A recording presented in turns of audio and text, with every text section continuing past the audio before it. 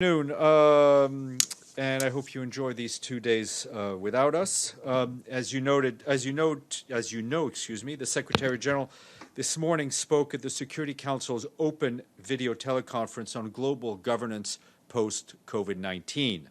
The Secretary General said that the pandemic is a clear test of international cooperation, a test that we have essentially failed. He attributed this to a lack of global preparedness, cooperation, unity, and solidarity. He noted that many of the cross-border challenges we face today, from climate crisis to rising inequality to cybercrime, involve interest groups, businesses, organizations, and entire sectors that cannot be addressed effectively by states alone. He added that we need to broaden our idea of global governance to take in business, civil society, cities, regions, academia, and young people. Our world is no longer bipolar, unipolar, he said, noting that it is moving towards multipolarity. And the Secretary General added that COVID-19 is casting a dark shadow across the world, but also warning that we must be spurred to action. We have no choice, Mr. Guterres said. Either we come together in global institutions that are fit for purpose, or we will be crushed by divisiveness and chaos. In a video message to the Bahrain Visions meeting, the Secretary General also said the virus is a major setback to our common efforts. And a few moments ago, the Secretary General also spoke at the high-level roundtable on climate ambition. He said the damage to people and the environment due to climate disruption is immense and growing, and we must urgently reverse course. He asked all leaders, governments, business, financiers, civil society, and youth to act in 3 urgent priorities. First, to implement sustainable COVID-19 recovery plans that tackle climate change. Second, to protect our economies by acting in line with what science tells us. And third, to prioritize the most vulnerable people and communities. The Secretary General once again stressed that we must not bail out polluting industries, especially coal, and that governments should accelerate the decarbonization of the global economy. Any plan that supports economically costly and polluting coal and fossil fuel industries cannot be called recovery. And his remarks are online. And this morning, he also spoke at another meeting, but this time via video message, on a side event on gender dimensions of the death penalty. He stressed that the United Nations advocates for every country in all circumstances to abolish this cruel punishment. The Secretary General said that we should all be greatly concerned at the disproportionate and discriminatory application of the death penalty to women. He noted that research indicates that women are sentenced to death penalty for drug-related offenses far more than men. It is also rare for domestic abuse to be treated as a mitigating factor during capital sentencing. The Secretary General reiterated his call on states to abolish the death penalty in all circumstances. And those remarks were shared with you earlier today. And today is World Maritime Day. In his message that we issued yesterday afternoon, the Secretary General says that the pandemic has highlighted the professionalism and sacrifice of nearly 2 million seafarers who serve the world's merchant fleet. Many of them have remained at sea for periods far beyond the standards stipulated by international conventions, with some tours of duty now stretching more than 17 months. The Secretary General said he remains very concerned about the growing humanitarian safety crisis facing hundreds of thousands of seafarers who, despite unprecedented conditions brought by the pandemic, have continued to tirelessly support the often invisible global logistics chain. He renewed his appeal to governments to address their plight by formally designating seafarers and other maritime personnel as key workers, ensuring safe crew changes, and implementing the protocols developed by UN agencies, as well as International Shipping Group and the International Transport Workers Unions. Moving on to Yemen, we remain very concerned about the increased risks of famine and the lack of funding in crippling humanitarian operations in the country. 15 of the UN's 41 major programs have already been reduced or shut down. 30 more will close or reduce services in the coming weeks unless additional funding is received. Some 20 million people are food insecure, including almost 10 million facing acute food insecurity. Nearly half of all children in Yemen are stunted by malnutrition. Some 2 million children require treatments for acute malnutrition, of which 360,000 are at risk of dying without treatment. In addition, 1 million pregnant or breastfeeding women require treatment for acute malnutrition. Another 3 million people are at risk of worsening hunger as the pandemic sweeps across Yemen. To date, the Yemen's humanitarian response plan is only 38% funded, the lowest ever so late in the year. We welcome recent announcements of new funding and call on all donors to pay outstanding pledges and increase their support so we can help with this man-made crisis. And from the Central African Republic, our friends at the UN peacekeeping mission there inform us that yesterday the National Assembly concluded its third special session of 2020. A bill was adopted to amend some provisions of the Electoral Code to allow the electoral management body, known as the National Authority on Elections, to continue preparing following a number of delays while ensuring that the elections are held within constitutional timelines. The United Nations mission and our partners continue to advocate for the adoption of a legal framework that would allow citizens living as refugees to participate in the electoral process. Their inclusion remains a critical element for the credibility and inclusiveness of the elections, as well as the consolidation of peace and national reconciliation in the Central African Republic. It would also build on the democratic gains from the 2015-16 referendum, which provided the rights to vote for refugees. The UN and our partners, including the guarantors of the political agreement, that is the African Union and the Economic Community of Central African States, will continue to engage the government with appropriate measures on this issue. Turning to Afghanistan, our humanitarian colleagues inform us that recent fighting between Afghan National Security Forces and non-state armed groups continues across the country with increased displacement in several provinces. This year, more than 172,000 people have been displaced by conflict. We, along with our humanitarian partners, have reached 6 million people with humanitarian aid in the first 6 months of the year. This includes food and livelihood assistance, access to water and sanitation facilities, home-based learning material for children, and nutrition interventions.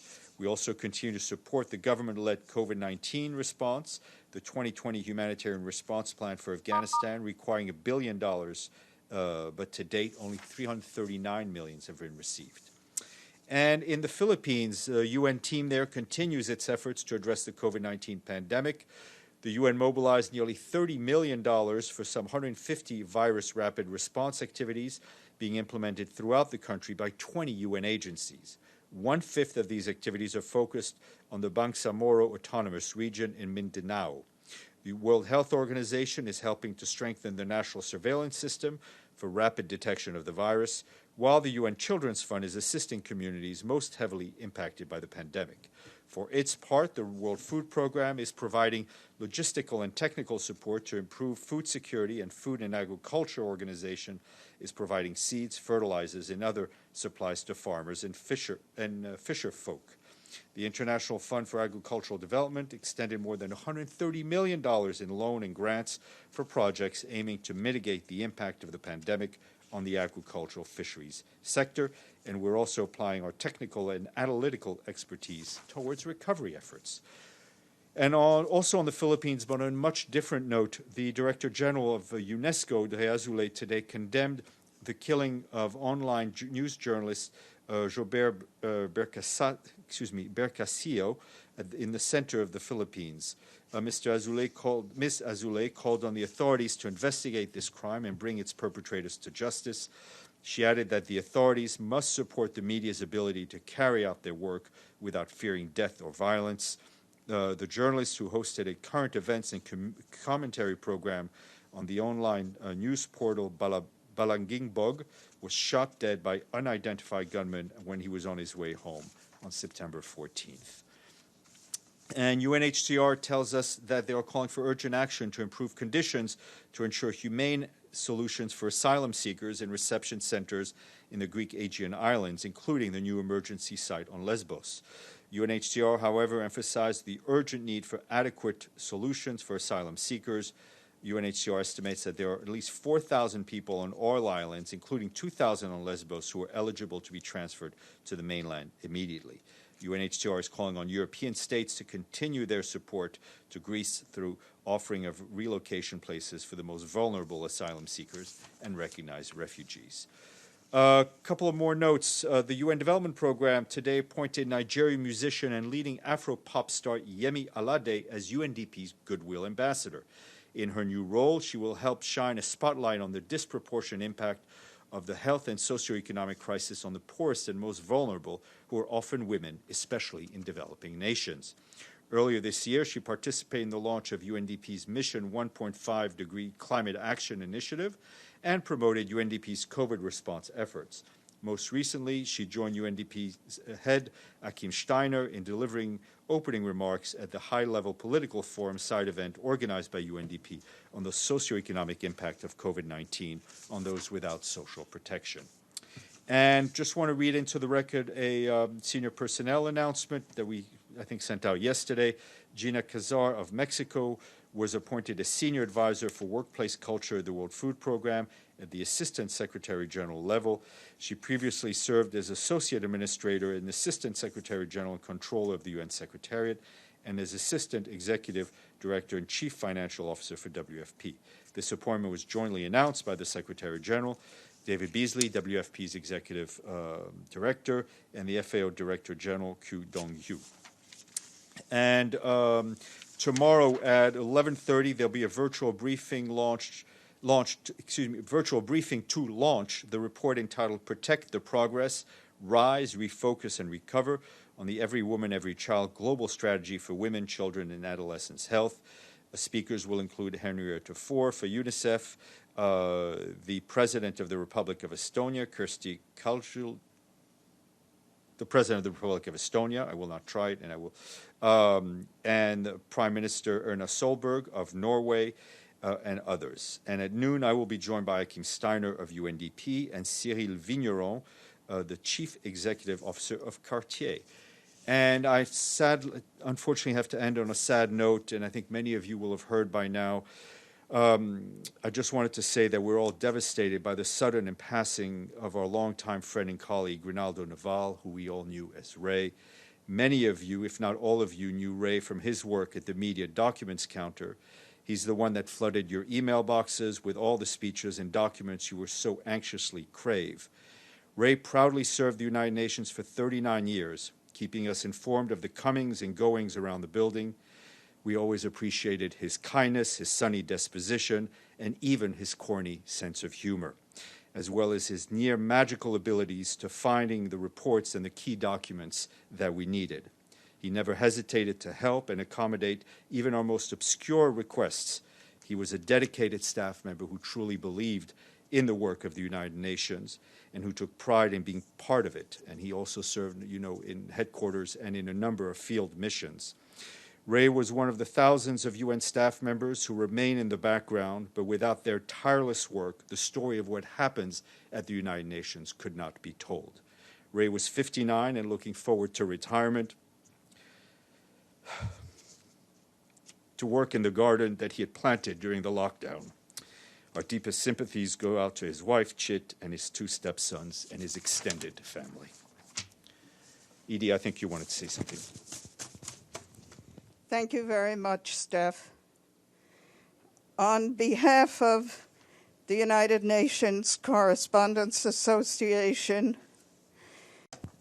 the members of the media would like to send our deepest condolences to Rey's family.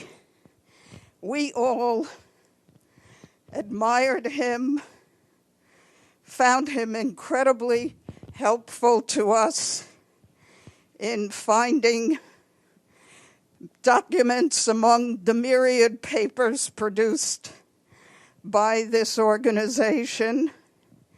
He was a friend, and we will all miss him terribly.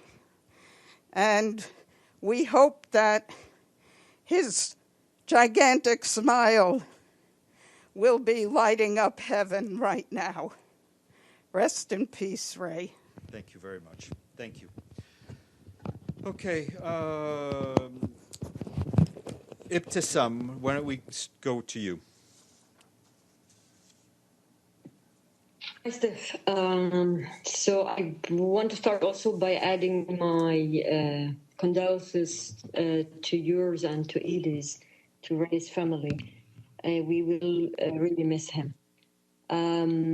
As for my question, I assume that you saw already Ambassador Kraft's statement today at the Security Council, and she said all of things, but among others, she accused the WHO of corruption. Do you have anything to say about that? Thank you.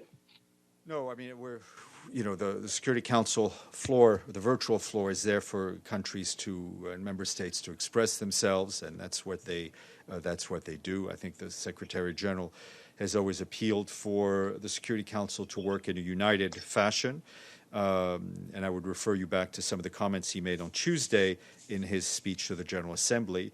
And I would add on WHO, I think the Secretary General fully backed the work of WHO as well as the independent inquiry that is being led by a number of people, including Helen Clark.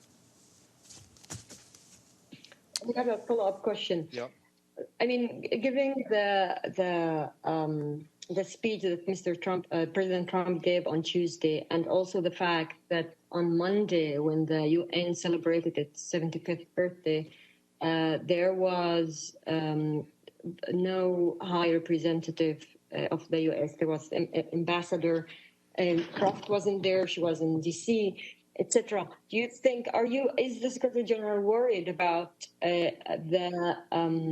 this engagement maybe of the U.S. when it comes to multilateralism? Thank you. I wouldn't read too much. We had been told, I think, that President Trump would not appear on a video for the 75th, and I think there were some scheduling issues with the permanent representative at the last minute. So I think no one from the Secretariat took it badly. The United Nations, the United States remains a critical and important partner of the United Nations, a founding member, permanent member of the Security Council. And I would note the U.S. President's end to his remarks on Tuesday, which is God bless these United Nations. Okay. And unless somebody in the room, I will go to James Reinl. Hi there, Steph. Can you hear me? Yes, sir. Yeah, really sorry to hear about Rey as Thank well. you. The guy had a really big heart. And so my question is just kind of general about this UNGA. There's no police checkpoints outside. There's no motorcades. There's no protesters. We can just stroll in at 42nd Street, watch everything on our laptop. The whole thing is way more manageable for me. Is it easier for you guys, for your team? Well, if it's more manageable for you, James, then we've achieved success. Look, it's more manageable because there's very little going on in person here. I mean, but so we are getting, on one hand, the major speeches, the key messages from world leaders that they've delivered through video messages. On the other hand, we are missing all the magic, frankly, the excitement and the buzz that we all, at least that the most of us strive for, live off for these 2 weeks, even if we all complain about too much stuff going on and too much to write about and too much to talk to you about. And we're missing the informal diplomacy. We're missing the side room, the sidebar chats, the pull-asides, the discussions during lunches, which are a critical part of what happens here at the United Nations during General Assembly Week. And it is sadly a big economic hit on the economy of our host city, which is sad. But the United Nations is no different than any organization, public or private. We have to adapt to the world that we live in, and we came up with this sort of hybrid model, and we just need to adapt to the new reality we're living in today. That's great. And can I do one more quickly? You may. At the beginning of at the beginning of the general debate, first speech always goes to Brazil. Yeah, Bolsonaro. There was a bit of a glitch. I think it's your only technical glitch. And so his speech played for a minute or two. The transcription, a live transcribe, there were some weird words on there, something about a goddamn orgy. and then you cut it and started playing it again. Do you know what happened exactly? My understanding is that and I've seen Twitter chats on this, is that the transcription that some find humorous was in fact linked to YouTube's automatic captioning system. It had nothing to do with the UN's own interpretation, which went off without a hitch. And we obviously apologize to the Brazilian government for the technical issue of having to rewind. But I think what you've seen on Twitter has nothing to do with the work that is being put into to make this virtual General Assembly a success. All right, let's go to Toby. And then, I see the ones who are waving. Go ahead, Toby. Hi, Stephane, and condolences once again on the loss of Rey. I wanted to ask if your office has received formal rights of reply from the Chinese mission and the Kingdom of Saudi Arabia as well, and how are those handled this year? Thank you. I don't know. We can check with our colleagues in conference services. Maybe Brendan may have more. But I have no doubt that the right of replies can be delivered without a problem by permanent representatives or their designated representatives live in the room. It does not need to be a video right of reply, and any member of a delegation can provide a right of reply. So I can't confirm it, but I don't see it as a problem at all. Iftikhar, please. Thank you, Steph. What a wonderful cooperative person, staff member we have lost in Rey. My deepest condolences, which have been reflected, echoed by EG today. My question is, has the Secretary General received the report of FAFTI panel on the huge amount of corruption and money laundering that is going on in the world? And what are his comments if he has seen the report? Which was I have to check for you on that, and I will, Iftikhar. Okay, Mr. Barada, and then we'll go to Benno. Thank you, Steph. Two questions. One question is that President Putin offered the UN the Russian vaccine, and I wonder whether the UN had accepted this offer from Russia and why, and how the UN is going to verify that this is the best available vaccine for its staff and employees and everybody. And my other question is on Western Sahara. Obviously, Polisario has threatened again to close the Gargarat route, and the tension is rising again in the region. I understand that there was a UN envoy in that area recently, and what are the efforts made by the UN to just